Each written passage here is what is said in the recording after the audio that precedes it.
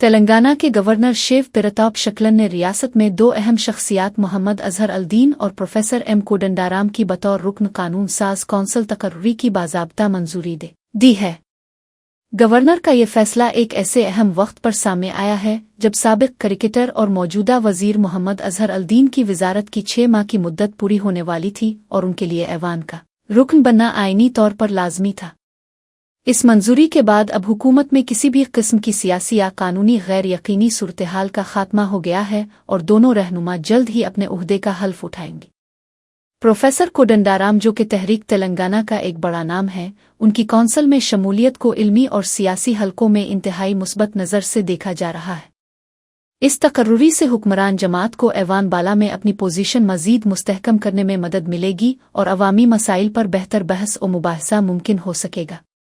Governor house سے جاری کردہ احکامات کے بعد اب متعلقہ حکام نے حلف برداری کی تقریب کے لیے ضروری تیاریاں شروع کر دی ہیں تاکہ نئے اراکین اپنی ذمہ داریاں سنبھال سکیں۔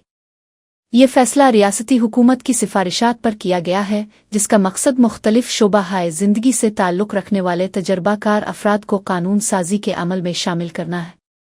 دونوں نئے اراکین کی تقرری پر سیاسی حلقوں اور ان کے حامیوں کی جانب سے مبارکباد کا سلسلہ جاری ہے اور اسے ریاست کی ترقی کے لیے ایک خوش آئند قدم قرار دیا گیا ہے۔